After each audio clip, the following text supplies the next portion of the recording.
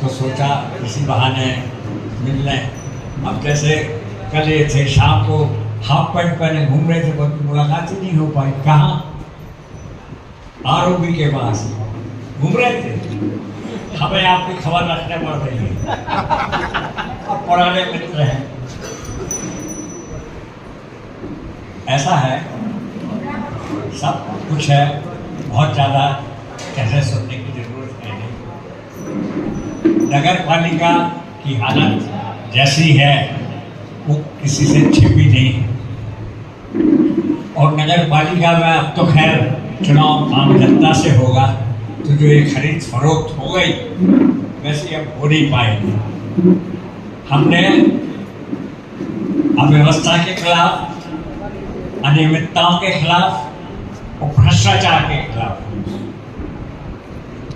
नगरीय प्रशासन मंत्री जी को और नगरीय प्रशासन के प्रमुख सचिव या additional chief secretary Mishra ji को लिख के दिया है। जांच के आदेश हो गए हैं और जो जांच में पाया जाएगा वो आपके सामने आएगा। मैंने बहुत सब दिया पैसा विधायक निधि से, और तो जिनने विधायक निधि का काम किया वो कहते हैं हमको भी पैसे लग गए। ये तो हाल। बहरहाल और भी लोग हैं, चर्चा करेंगे। बातचीत तो बहुत सी हैं कि हमने नगर पालिका को पिछले 2 वर्षों में कितना पैसा दिया, ग्रामीण अंचल में कितना पैसा दिया, अलग अलग सब मेरे पास रखा हुआ है। कोई आप लोग देखना चाहेंगे तो देख भी सकते हैं। लगभग 130 कार्यों के लिए नगरीय क्षेत्र में हमने 2,76,00,000 रुपए दिया। इसके अलावा जो मुख्यमंत्री अपरीक्षित मद होती है, इसमें 2 वर्षों में हमने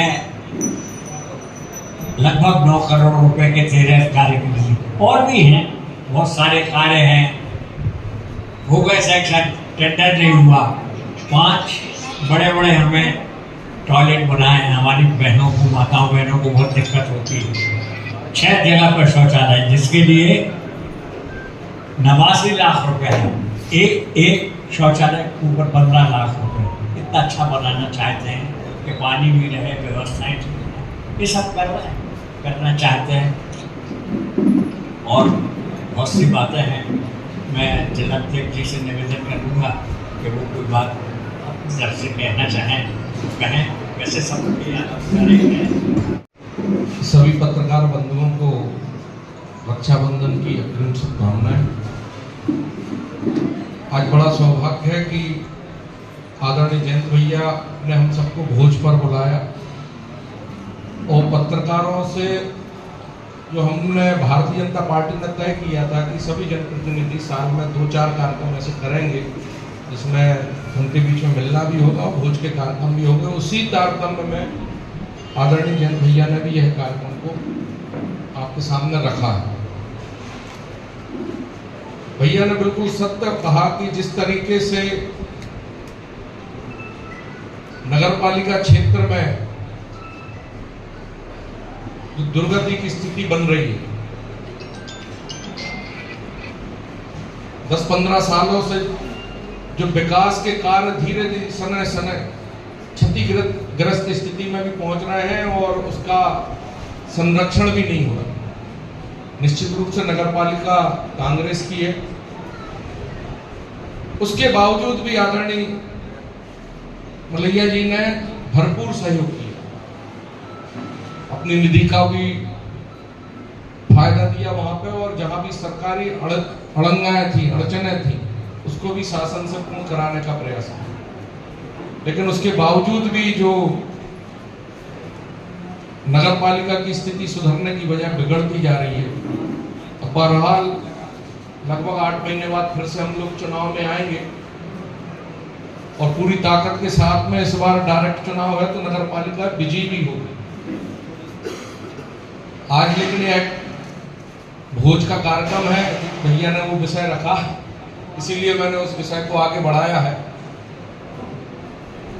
सरकार से जहां भी आवश्यकताएं होंगी आप लोगों के सुझाव के आधार पर यही तय हुआ था भैया और हमारे बीच में कि पत्रकारों से सुझाव आज लेना है ना भैया?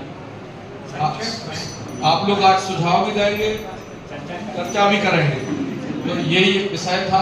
आप सबको एक बार फिर से बहुत बहुत शुभकामनाएं। आप पधारे उसके लिए बहुत बहुत धन्यवाद। उन सबकी सूची आप लोगों को अभी उपलब्ध करा दी जाएगी।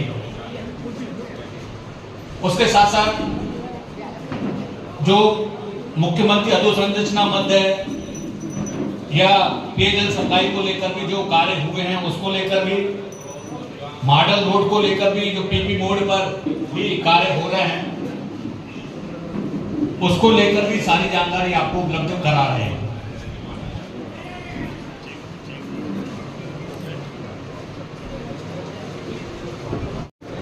हम सब साथ में भोजन करेंगे और मैं अगर उसके बीच में अगर आप लोगों की कोई बात है